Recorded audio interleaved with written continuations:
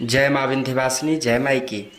प्रिय महानुभाव, मैं ज्योतिर्विद आशुतोष पांडे आप सभी को शुभकामना प्रेषित करते हुए एक अत्यंत महत्वपूर्ण विषय पे प्रस्तुत हुआ हूँ। प्रिय महानुभाव, आज समाज में अनेकों विद्यार्थी जो किसी न किसी एंट्रेंस एग्जाम की तैयारी कर रहे हैं, मैं उनके लिए अत्यंत महत्वपूर्ण रामबाण उपाय लेकर हाजिर हुआ हूँ। प्रिय महानुभाव, मैं ये नहीं कहता कि आप कर्म ना करिए, आप पढ़ाई ना करिए, केवल इन उपायों को करने के बाद से आप एंट्रेंस एग्जाम में सफल हो जाएंगे। ऐसा बिल्कुल भी नहीं है, क्योंकि कर्म का तो जीवन में सबसे महत्वपूर्ण उपयोग है। कर्मण्येवाधिकारस्तु मां फलेषु कदाचन। कर्म प्रधान विश्व करि राखा। कर्म के बिना तो जीवन में कुछ भी संभव नहीं है। लेकिन मैं आज के युवाओं से, आज के यूथ से और आज के समाज के उन सभी विद्यार्थियों से जो किसी न किसी एंट्रेंस की तैयारी करते हैं, दिन रात मेहनत करते हैं, मैं उनसे जरूर कहना चाहूँगा कि कर्म का तो अपने जीवन में बहुत ही बड़ा अहम रोल है। लेकिन कोई भी युद्ध जीतने के लिए कर्म के साथ साथ धर्म का होना भी आवश्यक है। शास्त्रों में कहा गया है, कर्म, धर्म और उचित तकनीक के उपयोग से ही मनुष्य विजय को प्राप्त करता है।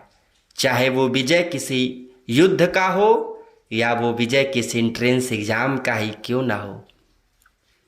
लेकिन उन उपायों को बताने से पूर्व मैं अपने सभी यूथ को, मैं अपने सभी विद्यार्थी गणों को, अपने मित्रों को, अपने शुभचिंतकों को एक बात जरूर बताना चाहूँगा।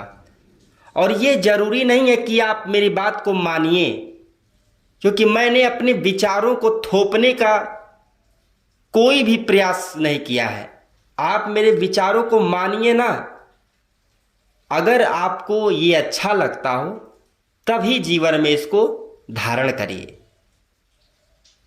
प्रिय महानुभाव, मैंने देखा है कि कई ऐसे विद्यार्थी होते हैं जो रात रात भर मेहनत करके पढ़ाई करते हैं।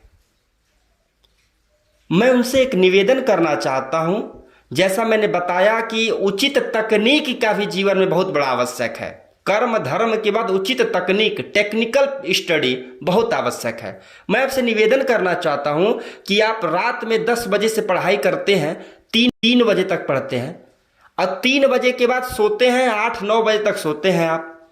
या अगर 11 बजे से पढ़ते हैं, 4 बजे तक पढ़ते हैं और 8-9 बजे तक सोते हैं।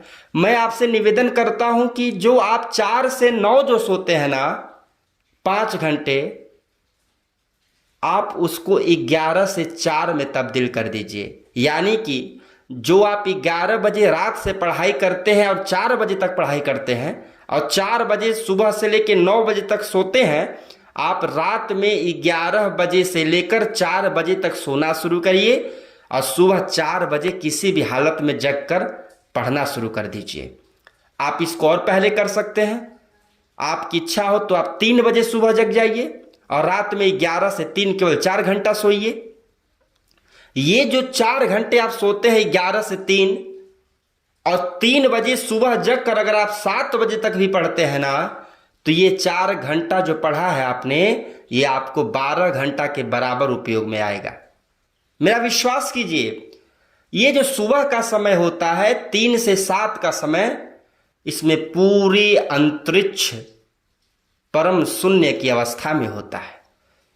शास्त्रों में इसे अमृत बेला भी कहा जाता है। आप स्वयं महसूस कीजिए, इसमें एक अनेक अलग प्रकार की ऊर्जाएं आपको महसूस होंगी। इन समयों में दिव्यता का आपको अनुभव होगा। आप खुद बताइए, आपको कहीं जाना हो, आप साइकिल से जाएंगे तो अधिक समय लगेगा और 2 पहिए से जाएंगे तो उससे कम लगेगा। उसी प्रकार से आप जो 3 से 7 में पढ़ाई करेंगे, ये 4 घंटे का समय आपको 12 घंटे के बराबर उपयोग में आएगा। और आज के लड़के क्या करते हैं? रात भर पढ़ाई करते हैं, और 3 बजे सुबह से 9 बजे तक सोए रहते हैं और कहते हैं कि मैं तो रात रात भर पढ़ाई करता हूँ। मेरे अभिभावक भी कहते हैं कि मेरा बच्चा रात रात भर पढ़ता है। मैं ये कहता हूँ कि बिल्कुल ही गलत, बिल्कुल ही सबसे खराब दिनचर्या है ये जीवन का।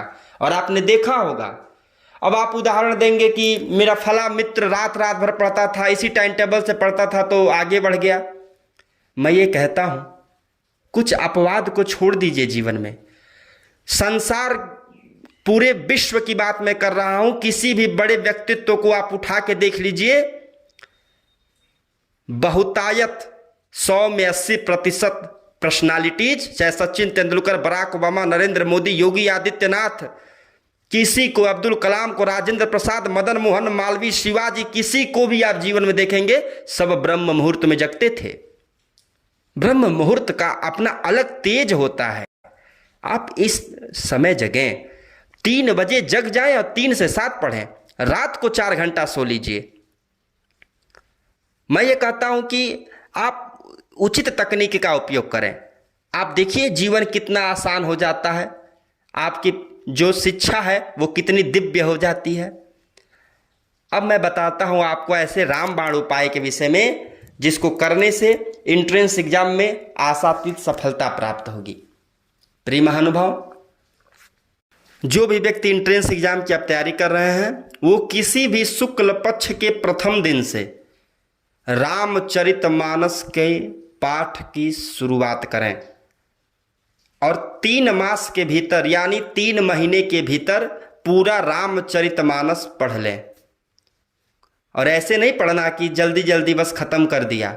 खूब प्रेम से, विश्वास के साथ, आस्था के साथ, और आप अपने मन में रखेंगे कि हे श्री राम जी, हे माँ जगदम्बा, हे आदिशक्ति माँ विंध्यवासिनी, मेरा ये एंट्रेंस एग्जाम की तैयारी चल रही है, मुझे उसमें जरूर लाभ मिले, मैं उसमें उत्तीर्ण हो जाऊं।